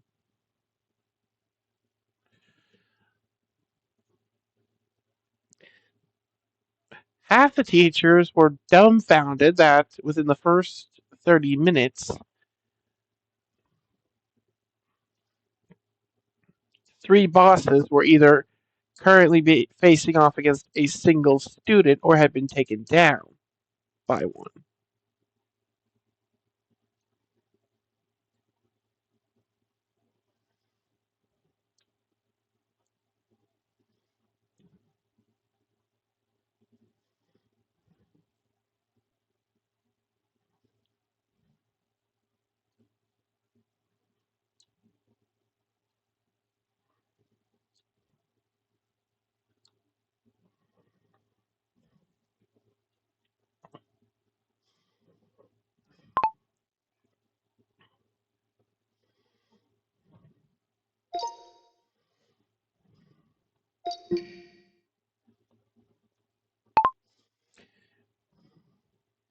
Meanwhile, the various students' point counters shot up and up and up.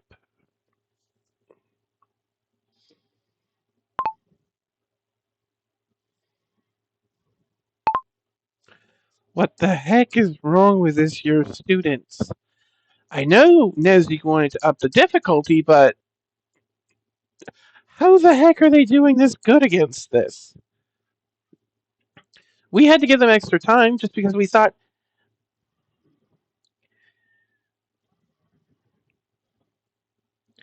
they'd struggle with the increased numbers of bots in the testing area.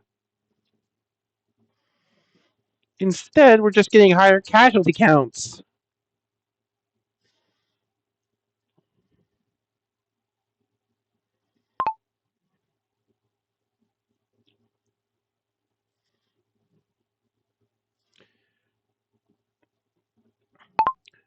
President Mike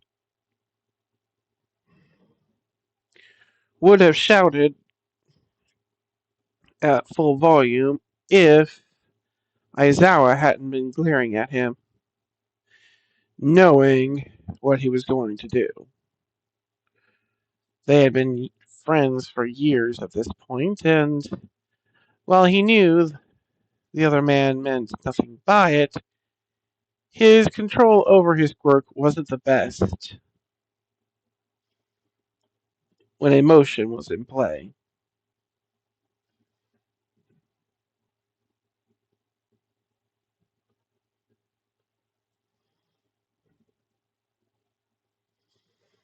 Well, the specialty courses, in conjunction with Luna Nova, are starting this year in full force.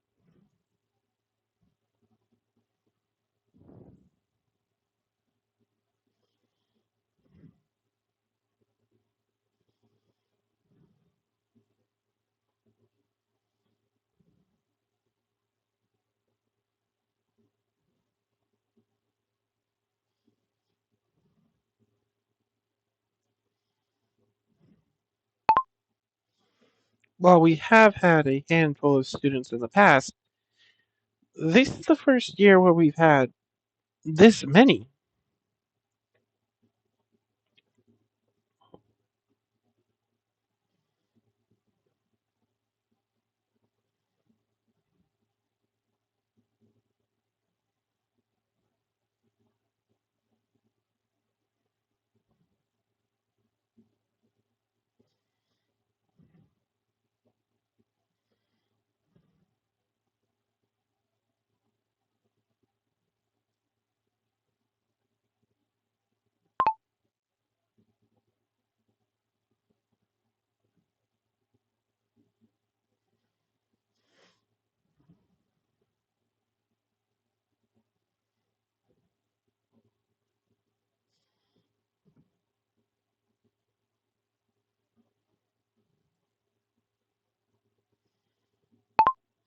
The blue-haired woman from earlier said, adjusting her glasses, as she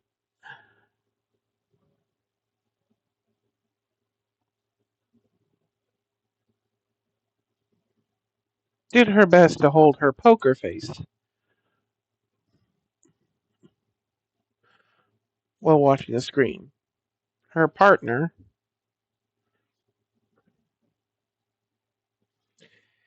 a tall, red-headed woman, bumped her shoulder.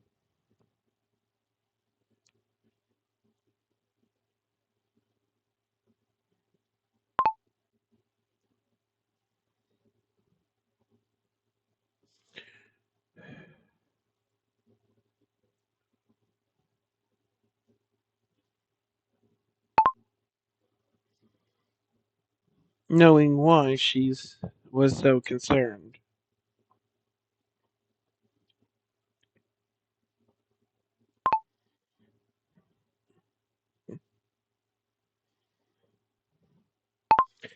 Plus, we have some truly impressive students this year.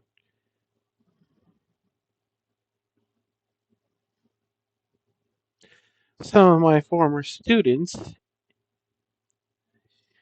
are among them, using my support gear.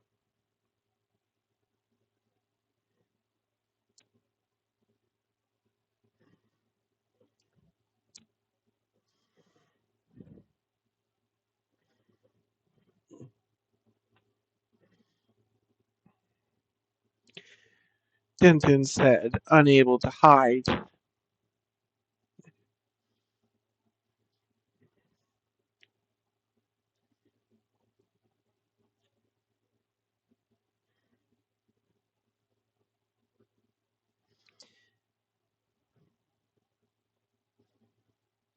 His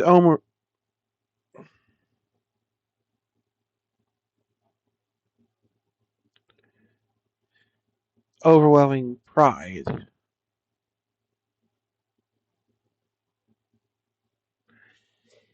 at both Joey's, Izuku's, Akko's, and Sai's counters.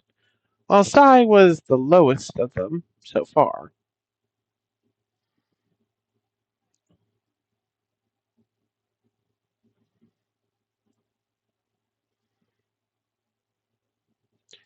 Sai was actually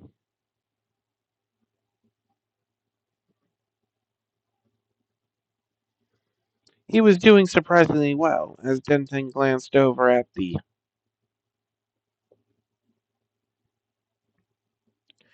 screen where the boy currently faced off against one of the brawler boss bots.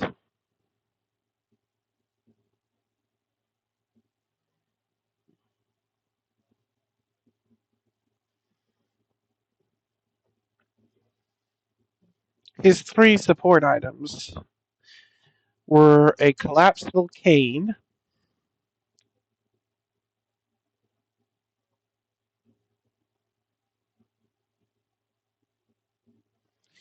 combat crutches, designed to function similar to both a staff and screamer sticks.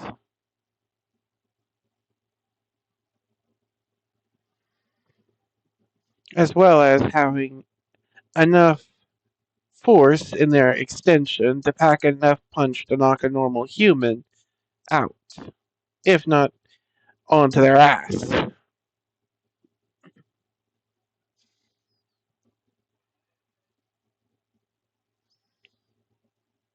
The small motorized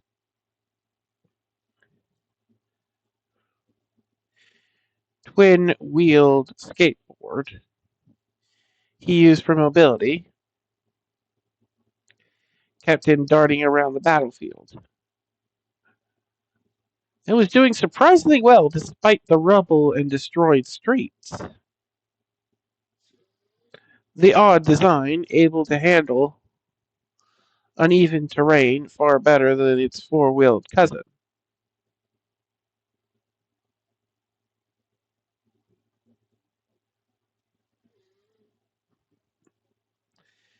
But it was his true pride and joy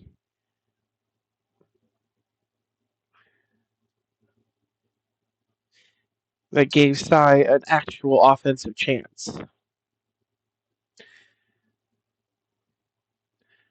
Cy's amplification quirk wasn't that powerful on its own right. It could only amplify what something put out. Combined with the pressure cylinders in his crutches, they hit hard enough to punch holes in the robot's chassis. But that wasn't the true weapon. No, it was the guitar with the speaker. The heavy-duty speaker Denton had custom built and bolted onto the thing. The thing was rock concert loud to begin with.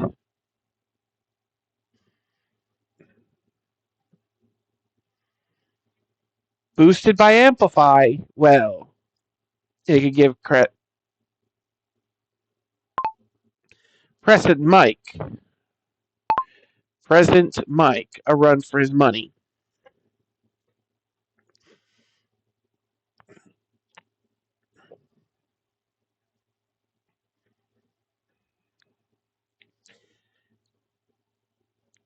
As the massive brute of a boss bot tried to drag itself closer to Sai, he simply rocked into oblivion as pieces of metal slowly tore themselves away from it.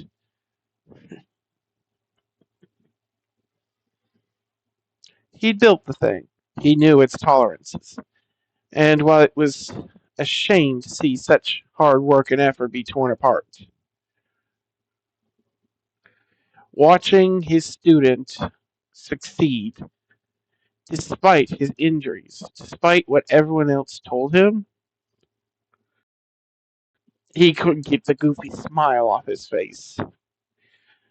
While Izuku and Akko hadn't been one of his students in terms of classes, he had helped Akko review for the written exam and had many long-winded conversations with Izuku. The boy was bright. He was beyond bright.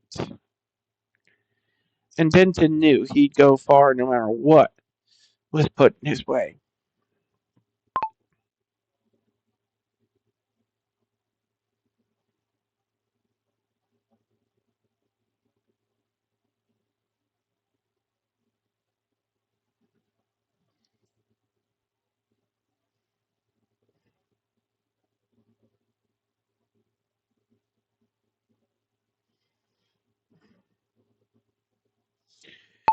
You're not supposed to show favoritism to your students. You're supposed to treat them equally, succeed or failure. I don't want you giving them special treatment just because they're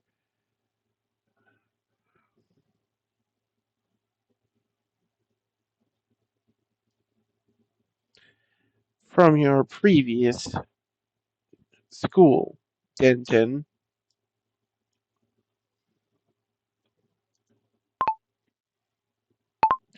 Aizawa said, thoroughly ruining Denton's mood. He turned to the grumpy man. He never quite liked him. He was too much of a tired buzzkill to even hold a decent conversation with.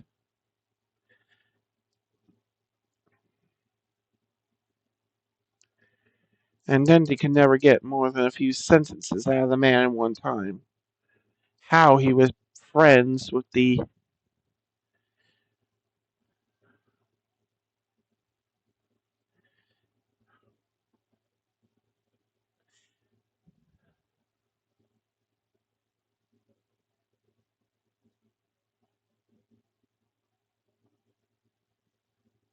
eccentric and friendly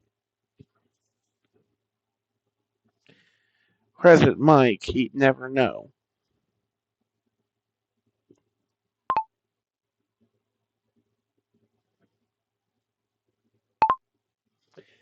Any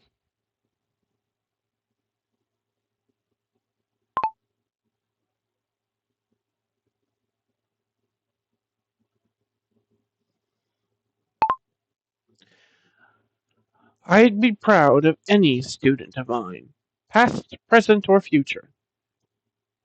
While I am pleased that some of my former pupils will likely be joining me this year, they will receive no greater attention from me than those that will be coming under my care.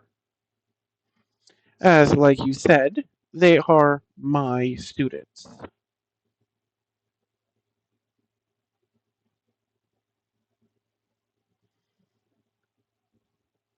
Just because some of them are new doesn't change that fact.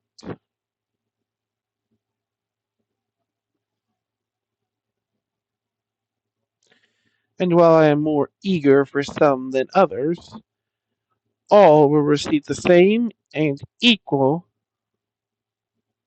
attention and care from my department.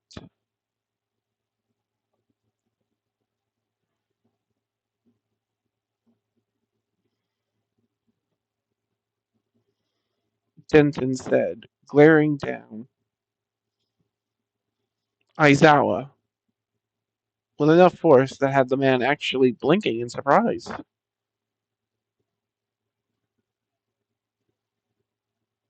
He'd never seen Denton actually get mad.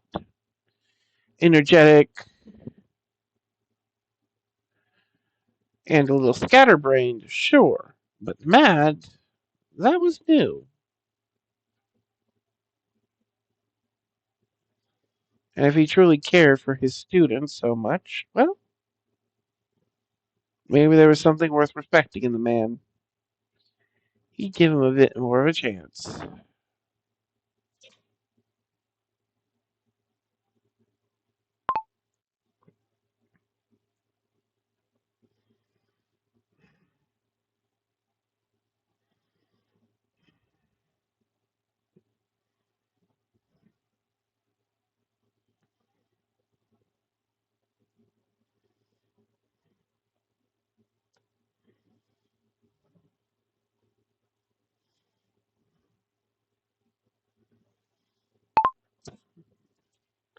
Oh my, it looks like we're starting to run low on reserves for half the testing grounds.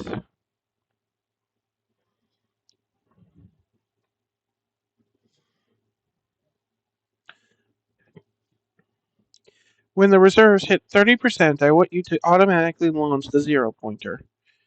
Hopefully, the distraction will buy us some time.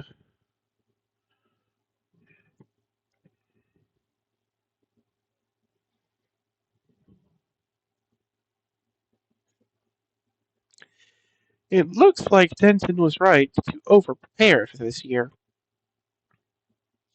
as we would have run out already if we had our standard complement.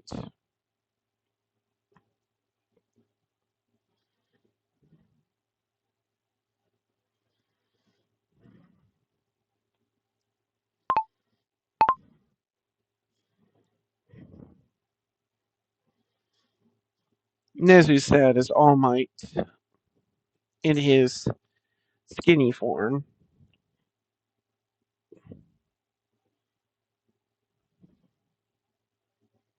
tried not to grimace.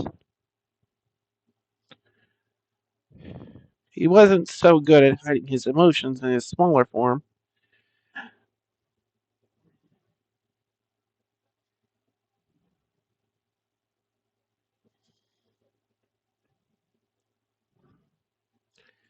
As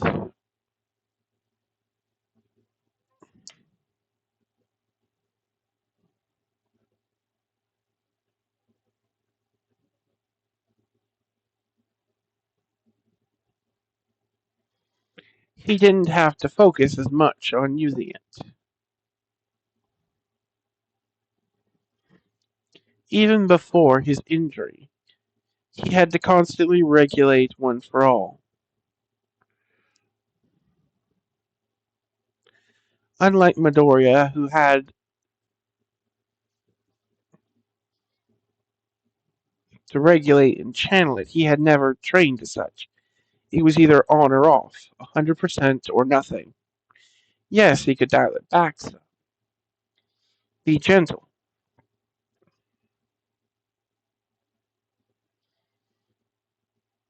But years of fighting had ingrained to keep it on whenever not absolutely necessary, in case of a surprise attack or an emergency. That was something he had to unlearn. And for the first time in his life, the careful small movements he was used to making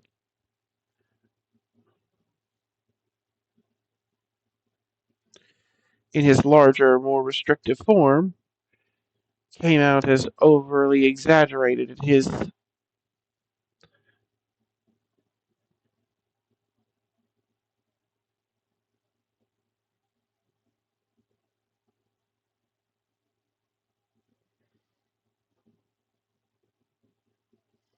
smaller, more gangly one.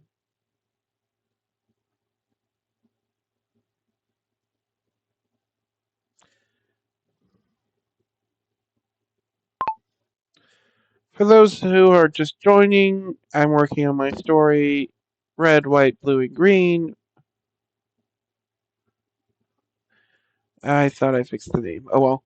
Um, Link is in the description or in the comments if you want to read it.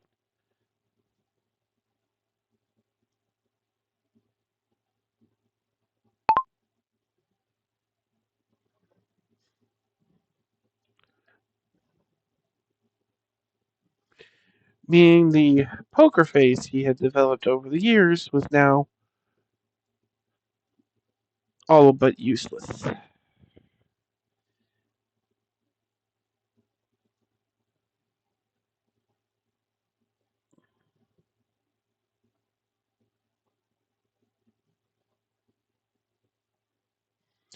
He simply sighed and glanced over at the monitors.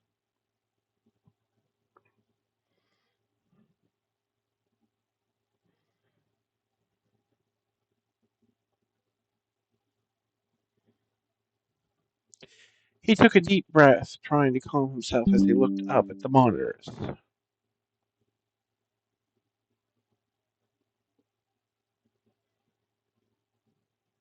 He took a deep breath.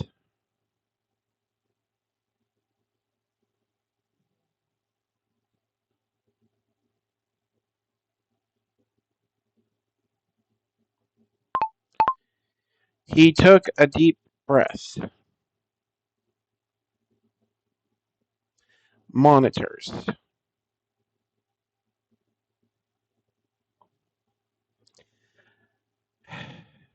And couldn't help but wince.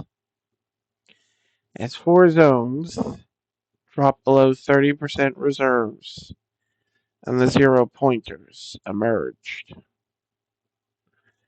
With still over half an hour in the exam.